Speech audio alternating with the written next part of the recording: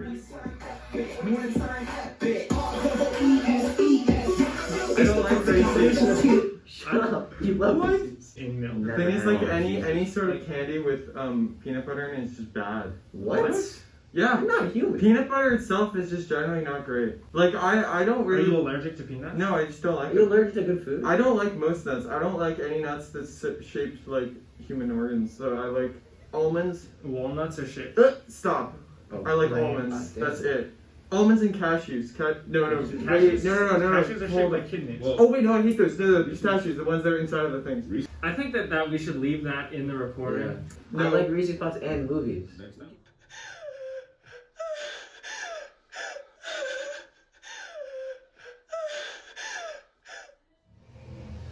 Hello.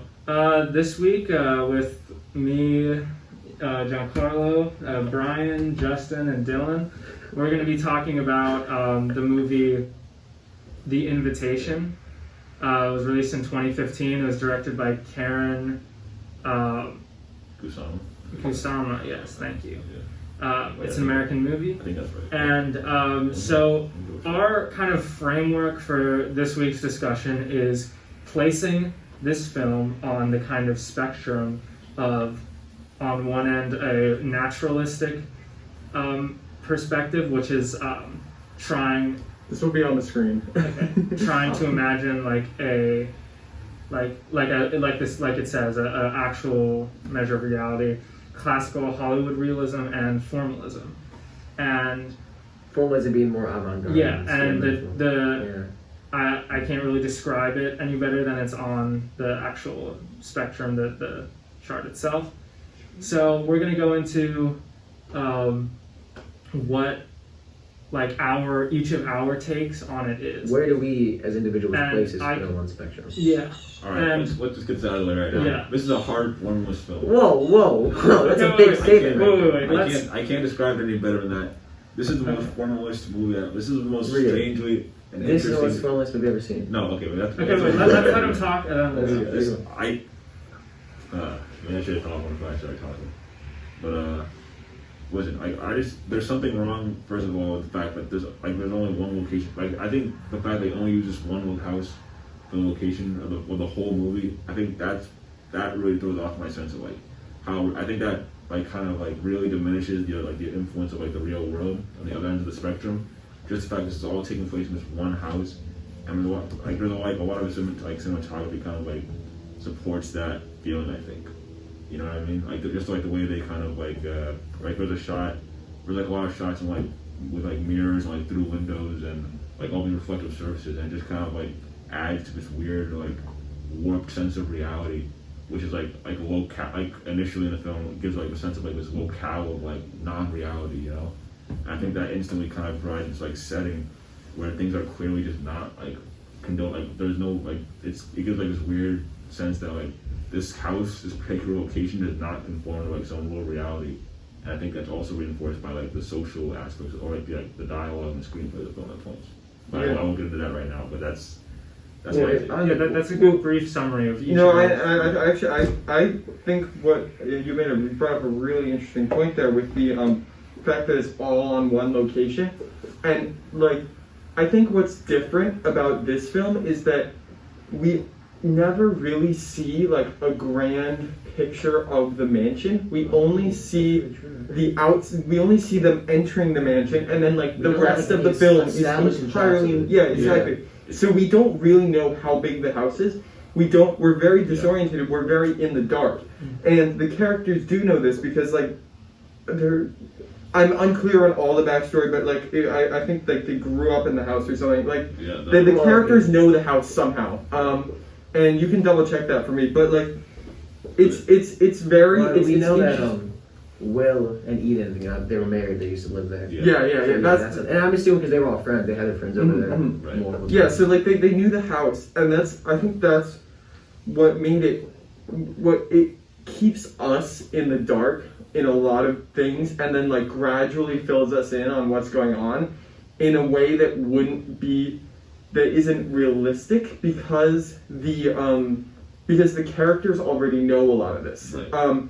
And like But If oh yeah, go ahead, no. yeah, I was just gonna like the last of my final point is just like my art. The reason I agree with you and I don't think it's naturalism is because like we should know a lot more if it were a naturalistic film because there's a lot of aspects of like the environment and of the story that we are not in on, and that so the characters are. Yeah. Yeah, and where do you think, just summarizing, where you would place this on that spectrum, this film? Me? If you're saying it's not naturalism. I honestly agree with Dylan, and but like maybe to I'd place it like just before the most I place it a little bit before the most formalistic, but like it's definitely more to the side of formalism than classical Hollywood realism or naturalism in my opinion. And just to clarify why it's not also classical Hollywood realism is because it's barely trying to mimic reality, dude. Like the fact that they're not, there's so much stuff that they just don't talk about. Like if it was even trying to be like reality, they would discuss like all this crazy, like this weird party that's happening, right? And I have lots of thoughts about that, but let's get our brief takes on the spectrum, and then we'll hash out each other's opinions. I get it. Yeah. All right, yeah. Okay. So honestly, I feel like a lot of this film does occupy sort of more of this Hollywood classical realism for most of it, and then there's brief moments where it really just goes right into like some not extremely formalistic tendencies, but some really formalistic moments. It's throughout the film. Sorry, I can't say that. But there are some really. So I would kind of place it in between formalism and classical Hollywood realism. okay, like halfway or veering in. I would say it kind of varies. Okay, you guys can also like Yeah. give me a screenshot where you literally place it and I'll put that in the video. Yeah, okay, because of, so I would put this somewhere like, this is very tough for me because I want to say halfway in between classical Hollywood realism and formalism. Maybe for the sake of this argument, I could push it actually a little towards the realism part, not because of like and that's more just because of from what I see, the more explicitly formalist movies that I see, there's a very big gap between what this is and that, and that doesn't make it worse. This is still, in my opinion, a great movie. A gap between what? Like a gap between this movie, The Invitation, and the formalist movies that like the actual. I definitely agree with that because that went through my head. Like and so that's why I would place it more on the realism side, is because I think that there are definitely moments that seem very formalist, and like I won't argue with that, and like I think that's enhances the movie a lot. Yeah, I think it goes back and forth. But I think for a large part of the scenes with the dialogue, the part like in between the tension feels very IMR seamless kind of. 100%. The editing, the camera, the mise en scène, and a lot of the script, the dialogue. So that's great, though. But I want to talk about your point, Dylan. You said because there's one setting and that makes it feel coming at you right now. Yeah. You said there's one setting that kind of makes it feel sort of formalistic, but I kind of disagree. I feel like it'd be more formalist if we were seeing tons and tons and tons of settings. But this is one night. I think either way would be formalist because if you either have one location or too many. There's something that there has to be like a natural like think about like what makes like your day-to-day reality a reality, right? It's just you go different places, of course. I mean, not necessarily, but I feel like. But think about how routine and like going to like different locations throughout your day contributes to your sense of like firm. This is real. This is what I do every day. This is my reality. So when a film either centers itself in just one location or as spread across too many, either way it's like it's way. I would argue the fact that it comes to one location. Because everything happens in this film happens there. So I don't think the story is indicative of the setting. I think it's just doesn't really go into any sort of like formalism because it's in one place.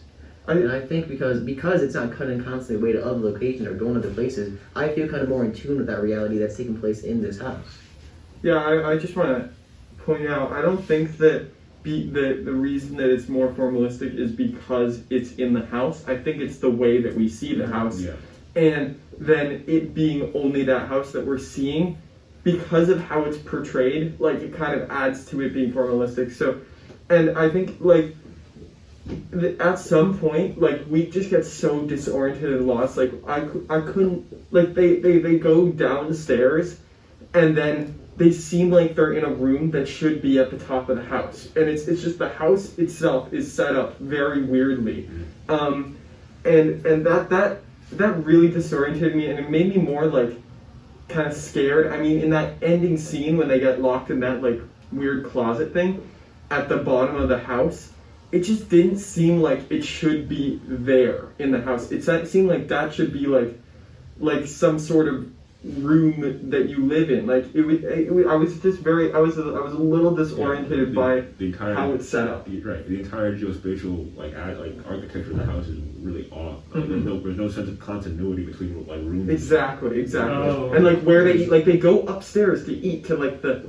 third floor or something and that's where their dining room is. And it was that was one thing that like stood out to me. So you both are talking about continuous things throughout the film, throughout the entire film, that give a formalist, like that feel formalist to you. Not necessarily. I'm just saying because specifically with shots within the house, they don't continue. Think about how like few just like connecting spaces are, man. Like in your house, you have like a living room, right, and that goes into other spaces, but there's no like walking down a hall to go to this room. It's just like they're in this room.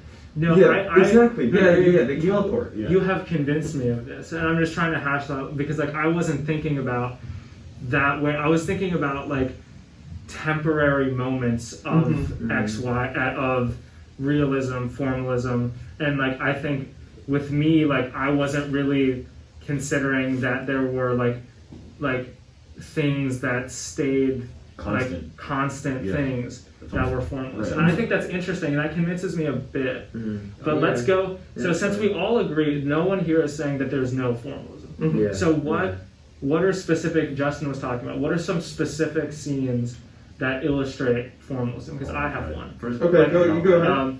So my probably, there's many of these, but I just picked like an incredibly obvious one that was, I think 55 minutes in, and it depicts I think it's him, Will walking to go upstairs to the dinner table, and there's I think classical music playing, and it's like slow motion. It's slow motion. The feet are coming up the stairs, and there's just like they're eating the food, and it's just very like it calls attention to the editing and the score, and like it's like this is film form. I think that like the fact that when they walk up the stairs, it's like this close up right on their feet. Yeah, the close up on their feet, and then it tracks them.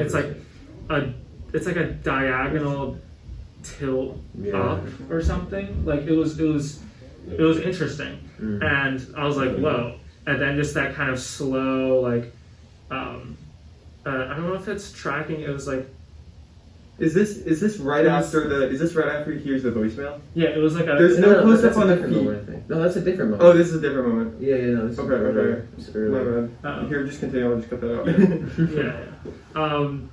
And then it was like an overhead shot of the table just kind of going down the food. I know. Those are perspectives you're not going to see.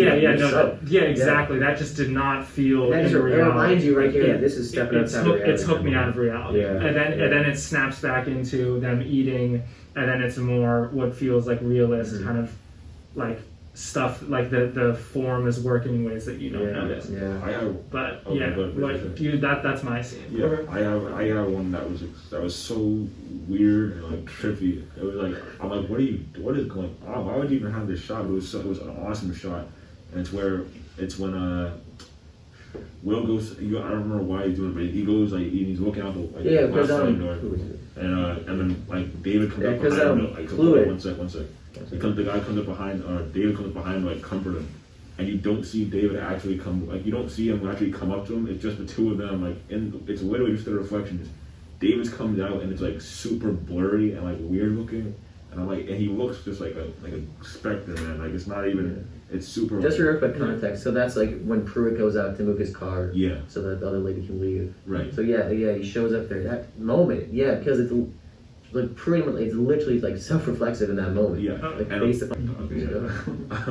Yeah, but like a big thing, like a lot of like I read like a lot of horror, and like you'll see like when they're like when someone's like trying to convey a sense of like you're looking into another reality, they use a lot of like reflective surfaces, especially like windows and like you know, mirrors and stuff. Mm-hmm. And when in that scene when you know Will comes up to or David comes up to Will, and he's looking out, and David's like watching this, and like you kind of you know like Claire is about to get like you know. It's like it's a wrap, you know what I mean? She's gonna die. You know it's gonna happen. Do we know? Well, there's like this weird thing taking place outside of the reality of the house, where it's like you know he's Will has this suspicion about what's really happening, what is the true reality of the house is, and he's watching it happen outside of the house, as if he's looking through into another world, and then you know right behind him, David comes up and he's part of this world. I don't know. Where is this in the movie? It's I just find that shot interesting because we kind of start from the perspective of Will, where he's looking out the window and we see what's happening. Right. But then sort of that perspective of being hit like that, then that's kind of broken when David appears in the shot too. And we see them both in the window, sort of breaking that moment of us being in the film. We're sort of reminded that we are watching. Yeah. So, one moment that was really self-reflexive to me was when they're locked in the closet, and like Will reminds his girlfriend or his wife that these are human, like, and that they're just people. And I think like that's kind of acknowledging something that I started to feel about these people, that they were not human, that there was something supernatural or something different and wrong about them. Like, and I think it's because of how they talked. I think, and it was very much like the vibe I got from watching Get Out. The way that they interacted with each other in this kind of like hypersexual way. The way that they the way that like I can't remember her name, but the one girl who loved everyone, wanted to tell him that, was like she would like gasp Sadie. for she would Sadie, like, played by Lindsay Burge. Yeah, she would like gasp for air mid speech, and it was just like it was so uncomfortable. And there was something other world. Yeah, there was just some, and it was because like the way that they interacted with each other was just not socially okay. It was not normal. Just for clarification, when he says to her, when Will says to Kira played by, I cannot pronounce his name. We can we'll give it a try. Amayatsi Everett Rinaldi.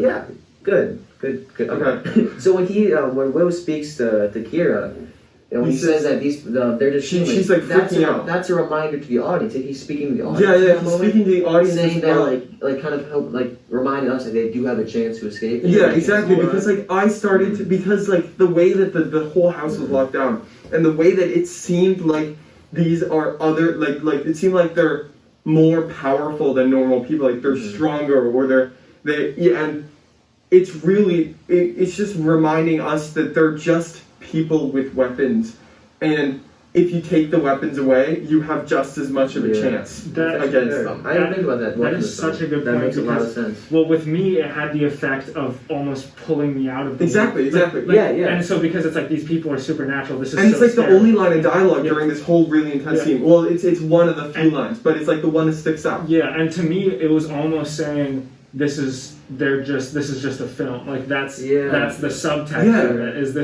These are just people. This is just a film. I know what you're saying, but I kind of disagree with what Ryan just a film. I feel like it kind of just, in that moment, it's able to remind, like it sort of sets up the rest of the climax that there's a chance of hope. It gives them a chance of survival. They do have a chance because they are people, because of the way the film is based on. Like he was saying, they feel otherworldly. They feel like non-human. So I don't know if it's really, it sort of did break me out of reality. But I just don't. I think it just doesn't do what you were saying. That's why. Well, I think what we're describing, I was just trying to frame it in another way. Mm-hmm. Like it's like if these are just people, and then you build it up to be something else, and you're so immersed in it, then the film is the same thing. As you build it up to be more than a film, you build it up to be reality. Yeah. And I want to add, like, I think that we forget that also this is the real world, And I'm not gonna lie and say like that comment reminded me that this is the real world, because like I also was kind of forgotten that like they're in Los Angeles and there should be police that are supposed to protect them, that aren't there. I mean, and so I think that like it's interesting how we were like that mansion was made to be the entire world for these characters, like, and for us as well. Like, we didn't really think of any bigger picture things because we didn't see anything other than the mansion and like the inside of the mansion only. Like, we didn't see I mean, I'm gonna consider the shots by the pool and the shots kind of outside, but like that are just close-ups of the characters. I'm considering those kind of in the mansion in a way because they're like the walls are because it's like you're not seeing the outside, you're not seeing grand scheme things, you're not seeing like it's not the same as the mansion, as like just seeing the outside of the mansion. So I do think that the film did an excellent job in like making its own world out of just the real world, just like in segmenting this one part of the world and making us believe that that's the only place that matters. Like right there is the only thing that matters. Like there's no one outside who's gonna come and save them. They're completely locked in. There's no way they can get out, which is weird because like I never think of being locked in a house. Like I'm always like, oh, I'll just break a window, but like they're never able to do anything like that, which I thought was really interesting. They don't actually break any parts of the house. You can correct me if I'm wrong on that one, but like in order to escape. Like they or like in general, I just don't remember much. Like the house just stays kind of pristine. The only thing that breaks is that wine glass, from what I can recall, and it's just like the house itself just doesn't seem on. It seems like again we're to be working against them and to have like entrap them and enclose them in this world and set it up so that like nothing else exists because of how the house is. And there's been a moment also between David and Will where I think was like kind of like a symbolic conflict between like who has control of reality, where David goes or lock the door. Yeah, lock the door, and I was like, well, what if there's a fire? And he's like, and then he leaves the key in it, which is kind of like not giving up, but it's like at the same time, it's like David played by Michael Houston. Yeah. I mean, to figure out a way to do that. Brian, do you have a scene that illustrates formalism? Yes, I do. Okay, so there's a moment in the film where Will goes to like ask, parents get a cup of water, and so he goes back into the kitchen, and there's just this jar, like there's a close-up right about like the water going into the cup, and then there's like the score just like skyrockets in intensity, and then you have another shot of just like a flashback with his wife when she was I believe she was cutting her wrists, and the camera just like it runs right into her. And it's just like so jarring, it's so out of place with the reality the film set up, and it's just such a formless moment that like shatters the reality that you're immersed in. I think that happens a lot. I think like something that caught me about this film was that I think that what these weird like abstract kind of artistic terrifying shots are that use editing, sound, and all and that to scare us are in a way showing like the inside of their heads, but symbolically, like the inside of Will's, like how Will is feeling, his anxieties and stuff. Actually, okay. So after he gets enough reception to answer the call or hear the message from Troy, played by Carl Yoon, he goes back into the dining scene or to the dining table, and like you can hear all of the sort of the ambient noises of the scene with the silverware moving, the cups being placed down, all that kind of background noise. It's like turned up a notch, and that's all I remember that. Yeah. And it's just so that's so it's so unsettling. Yeah, it's not what you would expect in a standard kind of IMR moment of a film. This is more. It turned up it took a piece of form and just turned it up a notch, and it calls attention to that. It shares that reality and kind of like puts you on edge. It puts you in the kind of mind space of Will. I understand. And I think that so now I think we've established many constant constant elements and specific scenes where, or montages where we note or we see formalism. But since like this doesn't apply as much to you, you can argue with this, but like where do we think it shows maybe realism or even naturalism? But I'm not.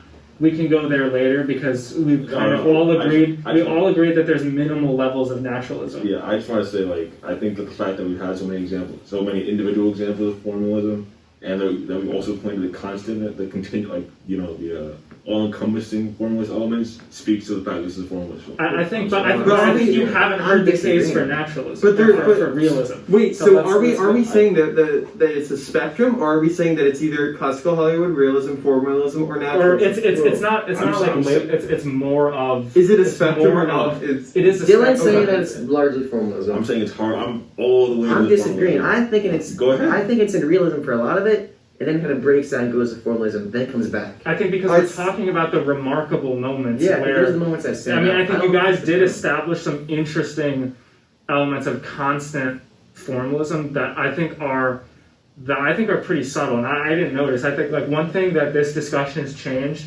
is how it was formalist in ways that I didn't see.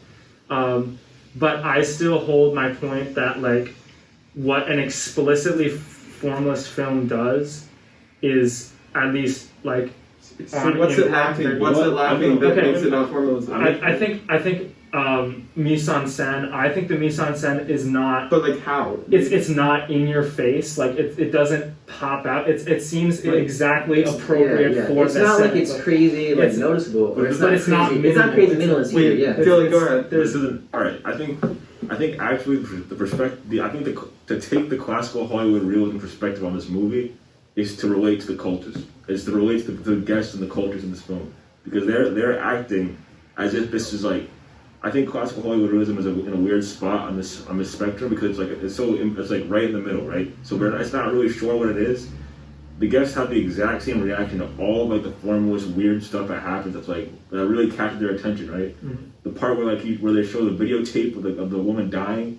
That's like the equivalent of like seeing a formalist element for us. It's like this weird jarring moment that takes the characters and makes them go like, wait, what? Yeah. What just happened? Okay.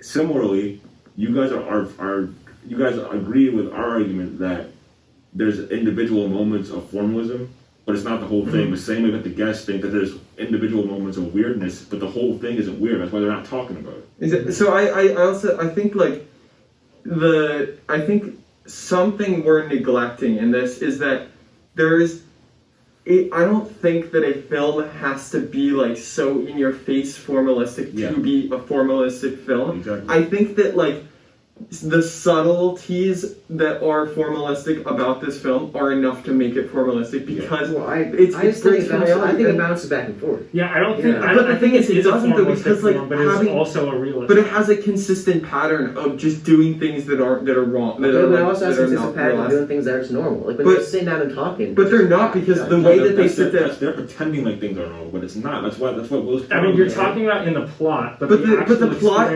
itself is part of what makes it formalistic. Like and like I think that like they're sitting down and talking. They're not like thinking to each other or something, but like the way that they're talking, they're like they talk in this gaspy way, and like the things that they say are very weird. Awkward. Yeah, the dialogue is awkward, and like the way that they get there and awkward. Yeah, but exactly. But it's not a sense of realism. Like but the thing is, the film is supposed to be placed. It feels kind of scripted. It's supposed to be placed in reality, though. The film is supposed to be real. For me, at least, I felt ingrained in reality. But that's not the question. Besides those formalist moments, I felt ingrained in reality. So the guests do. They feel like they're.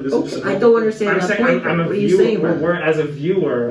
We're saying that like we are like it's seamless for us because it's not we're not meant to like we are, but like if I watched this 6 months ago, I would have noticed so much less, and that's the point. Yeah, but a lot of it feels seamless. Like it's just like I think there's a lot to think about regardless. Obviously it's trying to kind of like there has to be some sense of reality so that for you to actually watch the movie. But that's part of the trick of the film is to make you feel like this is normal, but give you that sense that there's something weird, but still keep you grounded in reality. But now that you do notice all this stuff because you've been taking this course, now you see how formalistic and not real it really is. But so I think, but the thing about you can turn any movie, you can turn Transformers. Wait, no, let me into ask if you a question. Analyze it with this lens, but the point is that the people making it had it in mind we are going to do these things to unintentionally create an atmosphere for the viewer. Like, they are not supposed to notice this. Like, the mise-en-scène is supposed to do something, but we're not supposed to. It's not supposed to jump out at us.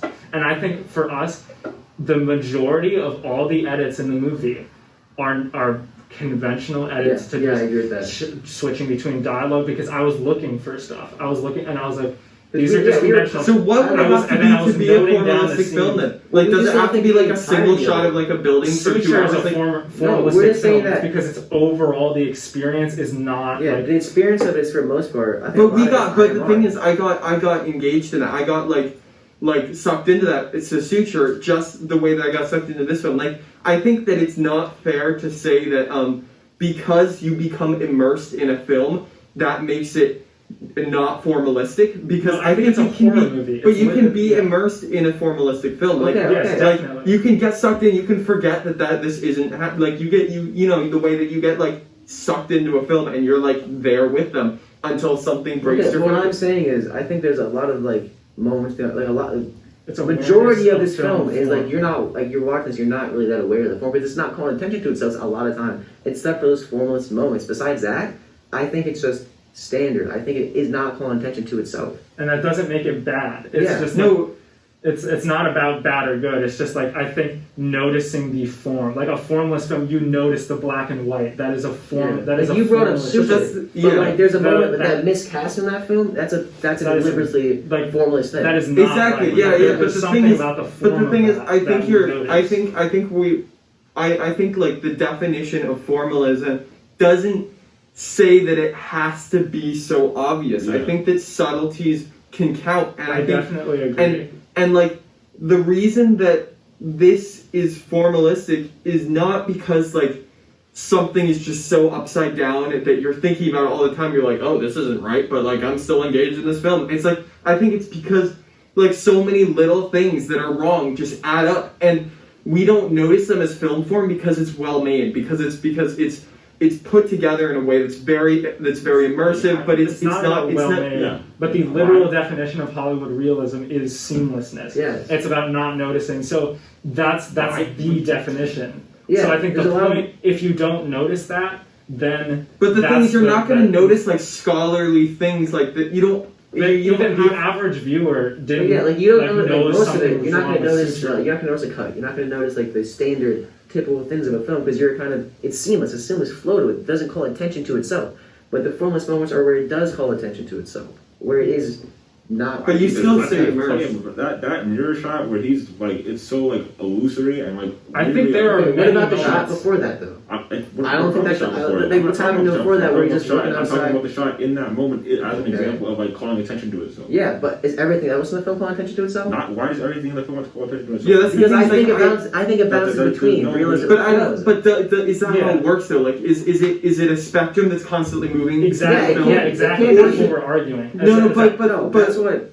That's low-key what our professor said. Like the thing is like, is it constantly said that? Is he it said they could bounce between? Okay, but is it like, is when you're watching the movie? Let's say there's a dialogue scene, and the dialogue scene is happening as a dialogue scene would in real life.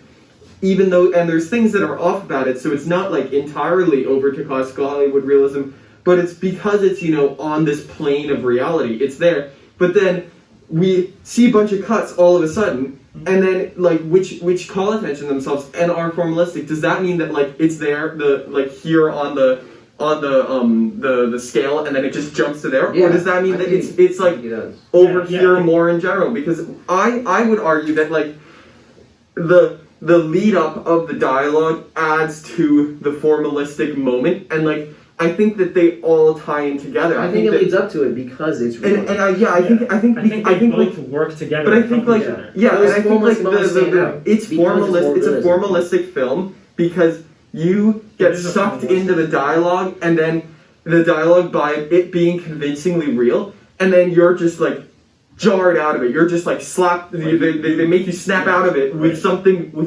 wrong. Yeah, something a strange. film can back. But you A film can bounce know the between. the dialogue is weird, dude. Like you know it's awkward. You're Here's constantly the like, issue. I think. Sorry, finish your. No, I'm just saying, like you're like this dialogue. The way they're like, first of all, the fact that the film is so dependent on dialogue, right? Mm-hmm. So it's always present, and second, because like you're constantly because it's so like such an integral part of the film, you don't have a choice but whether or not to pay attention to it. Mm-hmm. So you're but like it's awkward and weird with the way they're talking to each other, and I think that contributes a lot to the formless overall sense of the film.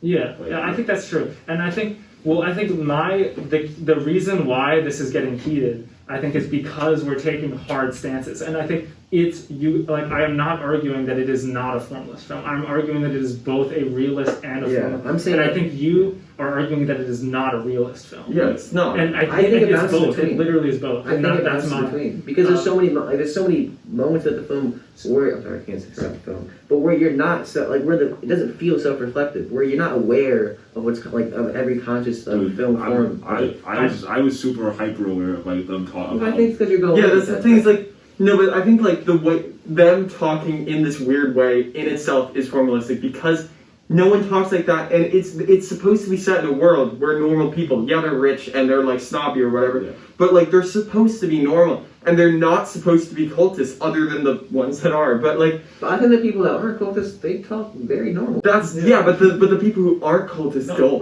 Wait. The part where Prue is telling a story about how he killed his wife. Prue is the cultist. Yeah. No, Wait, you're no, saying the Prue's No, we're saying the normal people. They like react the normally. the Oh, couple, so the cultures were the talking two guy No, couple, we're not. We're saying they're not. the two guy Everyone couple, isn't. the Gina, all of those people. Like their dialogue is just like But standard. It like, feels very awkward. human. Like It feels they were- like very. but like their It reactions feels very to- movie. But like And their reactions to stuff, dude. Like you know about that part where Claire leaves. I was like, yo, the rest of you need to get out of here after you told that story, dude. Like that. Yeah, was, but like, their weird. reaction- Why would you want to hang out with that Right. person? Yeah, I their think reaction to it felt very but, normal. It was like, oh, this is weird, but let's kind of go past it. Let's not No, acknowledge but- it. Let's get through. But they tonight. weren't shocked enough. My point is that I think taking this hard of a stance either way is like pointless. Like I think that it is both a realist film and a formalist film, and they help each other. Like the realism enhances the formalism and vice versa. And so the idea that it's like you are wrong because it is this is like it's just I think it doesn't have to be that. That's the thing. Like, That's it's for the sake of the argument. That's dismissive of me and Dylan's argument that it is like extremely formalistic, like the entire time, like and the elements that you claim make it more classical Hollywood realistic. That's not true. Like what That's just flat out not If you true. want to synthesize the arguments, I'll say this: I think it's a formalist film with elements of classical Hollywood realism. that add to the formalism. Yeah, but I'm not. Yeah. I'm not I'm gonna say- reversing that. Yeah, I'm that's- saying okay, it's that's classical okay. realism with elements of formalism. I think Yeah. you've made like so many convincing points, and like it's true. Like I think it's very formalist. Like I'm not at this point. I can't argue with that because of how much evidence we laid out.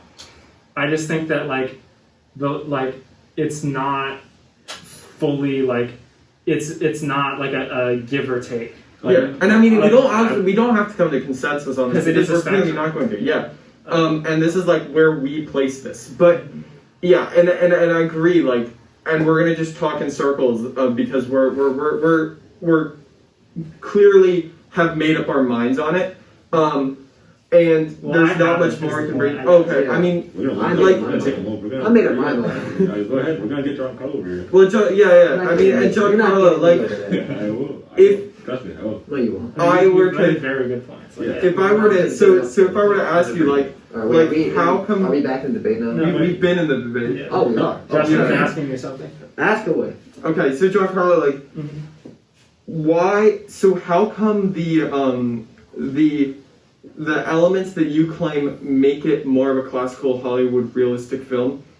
What do you say about like because of those existing, it makes the formalistic moments stand out more. Therefore, my argument is that it pushes it more towards the formalism side. Yeah. Like why what can you tell me to convince me that the reason that the elements of realism are standalone from themselves and are not tied down by the formalistic moments that follow them or are precursors to them, and that like kind of overshadow them with what they are?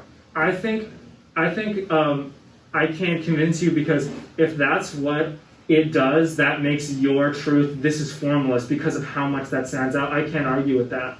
I think my point is the fact that the formalism will always stand out. And do you think the that realism will not stand and out? do you just think that this doesn't stand out as much to you? Like what I'm noticing just doesn't stand out as much to you because it is kind of a subjective looking at for this film, like a subjective viewing. Like, are you arguing that like when you watch this film, this isn't what you notice, and then when I watch this film, I notice it differently, and because we're different people, we will experience the film differently, and then come to a different conclusion. So like, is that basically what you're saying? Yeah, and I'm saying maybe because I was tired or like my specific situation, but like a lot of the movie I was on autopilot, and it felt like raw experience and not like I'm noticing specific things. All right. And that's what the realism Let part me I get think on. does, is it just affects me in ways that I can't really explain. Let me get into And, this real like, quick. Uh-oh. All right. I think this movie it enters into reality through the seamless flow of the film, where you're not consciously aware that you're watching a film. You know, you have to enter into it. You're there, and then it shatters that with these these short, small moments of formalistic filmmaking. Then brings you back to that reality, where it's sort of seamless flow, and then brings you back to Okay. formalism. Yeah, but we established this. Like, what? So I think what it stands eventually out? What- bounces back. I want to real quick. I think the fact that all of us are talking about parts of the movie that call attention to the movie at all, the fact that that's even a part of this discussion is indicative again of a serious, like, you know, one of the what do you call it, major tenets of formalism, which is being self-reflective. Yes, So but the fact that we- you're But Our movie Bryan, can- our movie can bounce what do you back think between stands them. for it? What do you Wow. think? What do you think overshadows the other if this occurs? Because I argue that the formalism, like is tied to the realism, and then the realism itself is like diminished by it being followed by formalism, because the formalism brings you out of the movie, and the formalism like reminds you that it is a movie and it's not realistic. Like I think that the realism existing in itself makes amplifies the formalism even more. Okay. Therefore, So the you're admitting formalism there is like realism in the film. it's like Yeah. realism, but formalism is on top But of I it. think realism, like more of the time-wise, a majority of the film is realism, with much smaller moments of formalism. Okay, well you can, but then if you're talking about what's on that axis of which one overshadows which, the fact that either one of them stands out at all is indicative of a self-reflexive part of the movie. Yeah, Okay, no, I'm not- I understand not- what you're saying. Yeah. I understand what you're But saying. it's literally a film that Wait, bounces back between So them. are you saying that the dialogue scenes are not formalism? Most of them, no. But like they're so weird. The, Why? the nature of them is I think like the formless. storyline-wise, what they're discussing might be weird, but the way they are filmed and the way the dialogue is actually spoken, it feels human, it feels natural. It doesn't take me out of the film. But does the writing count as something that's formalistic if their dialogue is written in a way that's no, but not most of their realistic? dialogue is realistic. But it isn't like the way that they deliver it, like the acting and all that. Like, Well, it's pseudo-realistic. It's not it's- naturalist. If yeah. it was naturalist, it would Yeah. be very different. it was be like- actually it'd be but it's It would be like- not. yeah, but it's yeah. not the way that classical Hollywood realism should be. Because like when I think of that, I think of like people delivering lines of dialogue that forward the story, and it being a little awkward, but it being okay, and you not noticing it. Like that's usually what comes to mind when I think of classical Hollywood realism. But then in this movie, it's not them doing that. It's them delivering lines of dialogue that like technically, if you just typed them out and typed it out into a document, it would look okay maybe. But the way that they're delivered is so weird, and the way that they're delivered in like even like the sexual way that I mentioned before is just unnatural and uncomfortable, and adds to the bad vibe that Will is getting and that we are getting, and it makes us uncomfortable. And then like the addition of creepy music, and like the addition of slow motion, or like even those shots of them eating the food really close up, like that contributes to that even more. So like the dialogue scenes in themselves are not necessarily classical Hollywood realistic, and you can contradict me on that if you feel differently, but that's kind of what I gathered from watching this movie. When I watch those dialogue scenes, it feels more like realistic to me because the way they're speaking, it still feels human enough. It still feels. To me, it's not even the nature of dialogue itself; it's the context surrounding it. That's what's making it. That's what's And the content in the dialogue. Oh, I have something going back to your earlier point about the fact that we're calling attention makes it realism, and I think that's very true. Formalism. Oh, formalism, not realism. Yeah. But I think that's true. But it's also the idea that there are formalist elements of Fast and the Furious, if we looked at it, and we that call attention to the film form. There definitely are moments. There are moments in every movie that you could consider formalist. Not like this, though. Not like this. I think not like this, but I'm saying that they exist within every movie. Well, and so the idea that if this wasn't a formalist movie, there would be nothing isn't true. There would still be formalism. I think this is a formalist movie because there's enough moments. There's a creative part of it too. I'm saying that they're deliberately trying. They're trying to create a formalism. Oh yeah, the director Michael Bay, all those people, they're Wait, but we're not talking trying about to shock and all of I'm that. talking about this movie. I'm saying that they're playing up elements of formalism, realism to call you out in order to effectuate a feeling of formalism for the viewer. Yeah, comparing this to Fast and the Furious is not accurate because I'm saying that any movie will have but it's these not aren't an accident. incidental. The director makes a These choice aren't to do that. incidental. I know, but they aren't incidental in other movies either. No, but the way that the director has added these little things in are not showing us multiple angles of a car that should all be seen in one instant. Right. It's not stuff like that. This is the director showing us things that just aren't good. That just shouldn't be happening. This is the director showing us things that aren't just the seeing that in real life, you would know something's off. This isn't the director showing us a race that took 30 seconds or in 5 seconds. This isn't stuff like that. So I think that I think we should probably, I was going to say we should probably start winding around.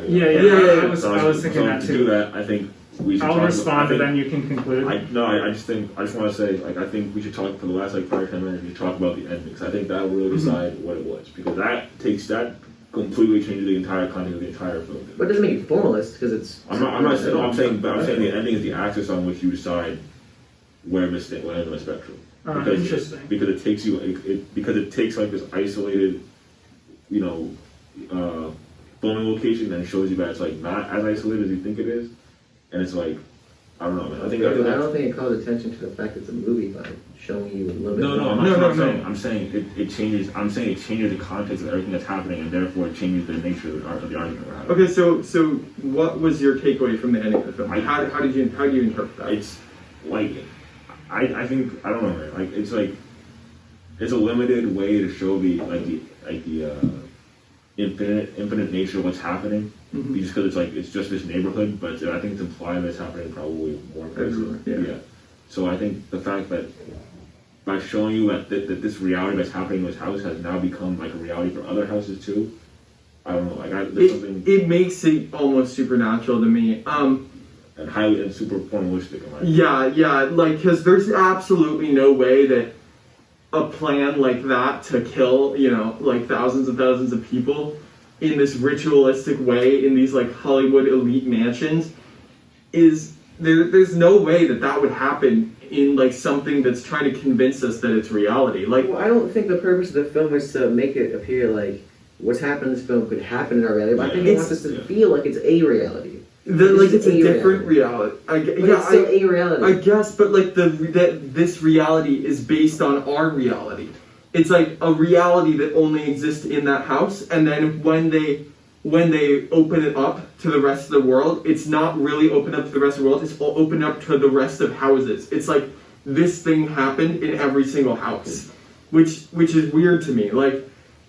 That is very weird. It's almost as if I'm looking at there's phone filters that makes you see a fly.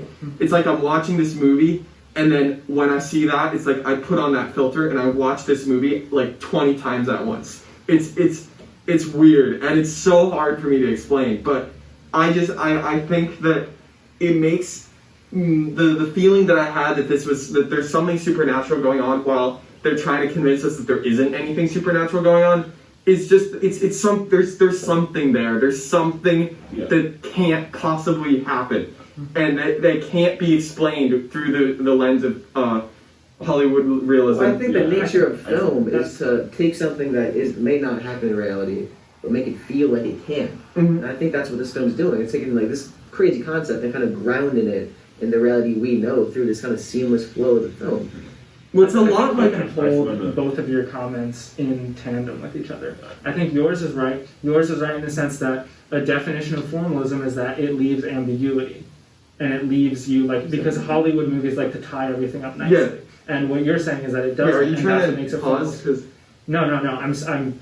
I'm saying that you are both right. Mm-hmm. Yeah, that's yeah, and I think it's like this movie is like don't mistake this for me just trying to force an idea that I have into the discussion, but like it's like Us, the Jordan Peele's movie, in the way that like it's this singular event that's occurring that's then suddenly scaled up, and we're just convinced of it. We're just convinced it's scaled up, and Us does it in a much more like specific way, showing us specific instances of other people and then like explains it. This movie just kind of like leads us up to the point where we realize that everyone has their clones going on, and then it's just like the movie's over. That's how the Invitation did it, and like Us then like kind of continues with that, which was really strange. I immediately thought of both of the Jordan Peele movies. Mm-hmm. Like in the beginning, I thought of Get Out because of how there's nothing going wrong. Well, yeah, there's the coyote, which is like literally just the Get Out scene, and then this came out before. Yeah. I mean, yeah. They were like, I was like, they're so similar. I was just like, oh wow, I've seen this before. And then like. After that, the way that they talk to each other being like just wrong, and you can't explain what it is, but it's wrong and you don't know. Like that was also something I noticed in Get Out, and then in Us, of course it's it's happening in your house, then it's happening to everyone at the same time, but it's the same thing happening, and it's as if like it's like the same movie being repeated in every single house, and it's in Hollywood, and it's very. Like I have a lot to say about that. Mm-hmm. Yeah. Giancarlo, are you?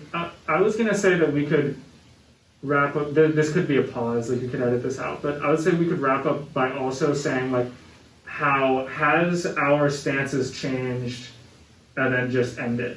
Just be like, absolutely fucking not. My stance is the same. No. I would being honest. My stance has changed a lot. And well, yeah, we should. Yeah, and like. But I feel like you admitted that there was realism in this movie, which you initially did not, and so that's a change. That's a change. That's a concrete change. No, I didn't. Yes, you did. I recalibrated my argument and made it more specific by saying the elements that you consider realism are actually contributing to its formalistic, right. The formalism is attached to the realism. Yeah, I didn't say that. I just said this. I said this is a hard formalist movie. I didn't say it was only. I'm just saying that overwhelmingly it's a formalist film. You couldn't watch a film that was only formalistic film things because that would just be like weird edits. It would be like a music video without music. Right. It would just not be something you want to watch. So, well, I feel like there are, and those are art films. But Suture. But Suture isn't only formalistic. Like there still is a story that's in reality. Yeah, but I think based upon the cast of the film, where it's so in a place that makes it, and he's in the movie, it makes the whole kind of thing formless. Let's put a knife in this before you go harder than that. Yeah. Okay. I would say that my argument's changed. That I think this is formalist in very subtle ways that I did not pick up on, and like in many ways. But I still hold on to the fact that it could be both realist and formalist at the same time. Yeah. So can you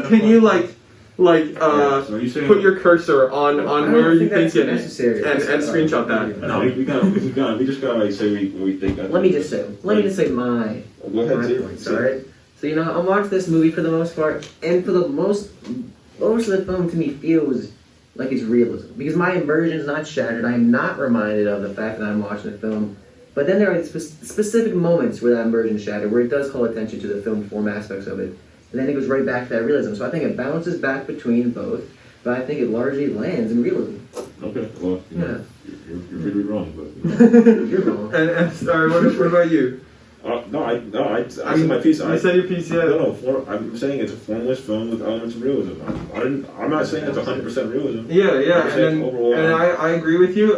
Like, I'd say it's also it's a formalistic film, and it inevitably has realistic elements to it. However, the elements are tied to the formalistic elements, and the formalism overshadows the realism. Like that, and I want you all before, like, maybe or maybe after we end the video, like, to literally pick one place on Mannon's version, and put that in, and I'll throw those in the video, because, like, okay. I think what I've been hearing is, like, it's moving, or like from Bryan, you specifically, like, and Giancarlo to some extent, like, I hear that you're saying, I hear what you're saying about it being realistic, but then, like, you come in and you say, like, okay, but there is this moment of formalism, and then it moves, like, but if we're asked to put a static bar onto this But we're not scale, asked to put on a static bar. Yes, That's the but- thing. but- It but literally spectrum- can bounce back and forth. but the movie Spectrum itself, can you bounce can't- back and forth. Spectrum bias nature asks you for a static. No, Yeah, we have been told it- that it on can the bounce back spectrum. and forth in the spectrum. Yeah, but you got to put a point on the but spectrum. to stop, it has to stop, because it can Why? be anywhere in the spectrum. But okay, but overall, it has to stop. Bouncing back in between this is just in the middle.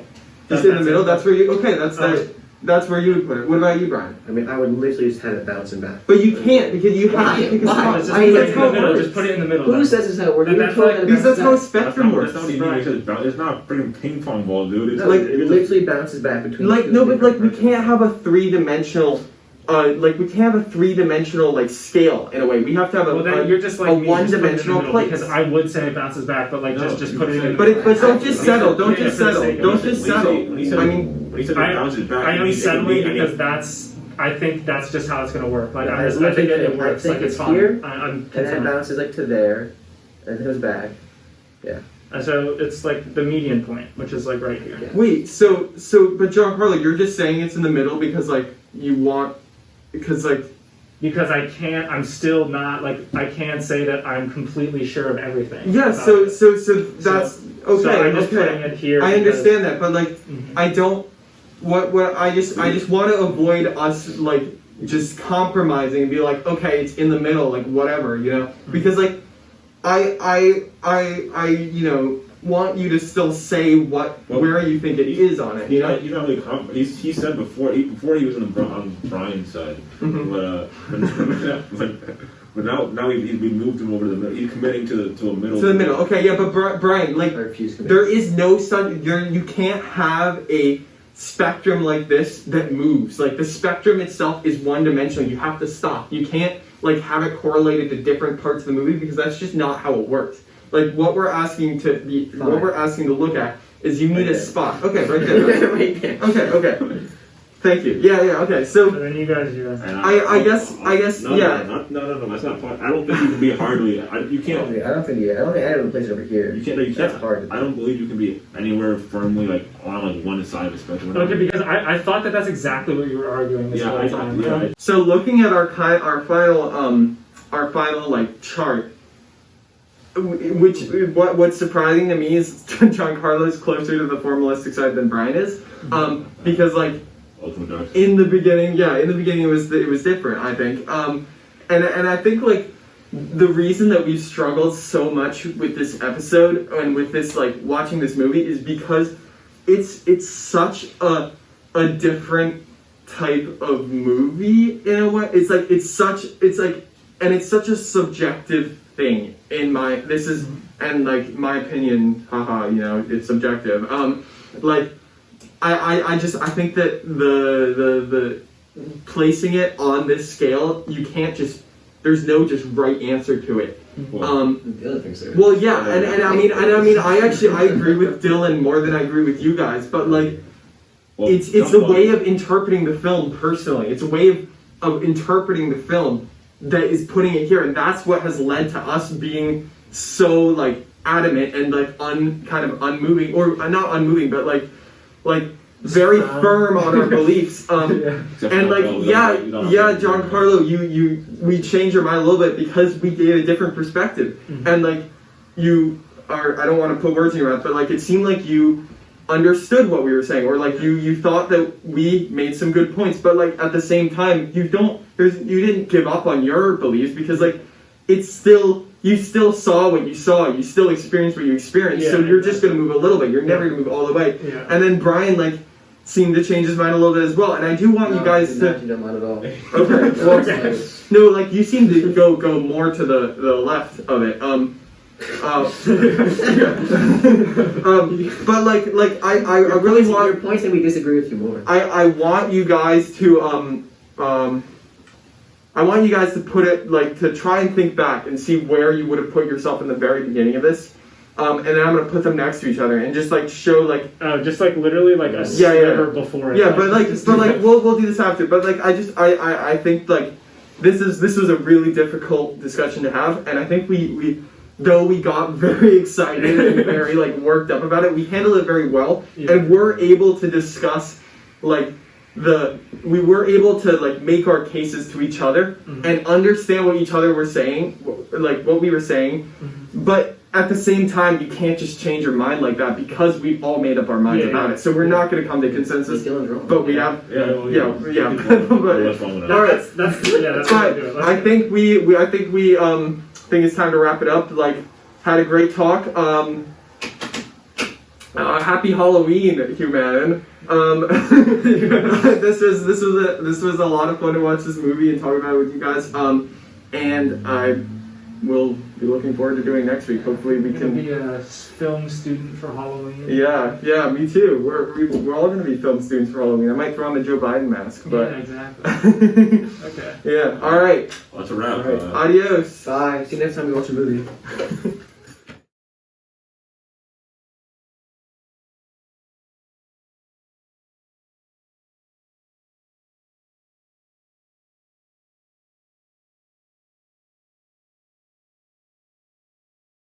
Next time Bryan gets ass beaten. Bro, your arguments still don't make a lot of sense. No, his arguments make a lot of sense, Well, because you're saying that time is formless. No, because there's moments of formalism. That's not what I said. That's not even remotely close to what I said at all. The entire film is formalism because it's there's tension in the film. That's not what I said either. What are you saying? I just Oh my god. I think you're just angry. What are you saying? I think Bryan, do you want to wrestle Dylan? No, I want to have this discussion. I'll wrestle if you want to. You'll lose. I think This is what happens when we can't talk for an hour and 45 minutes.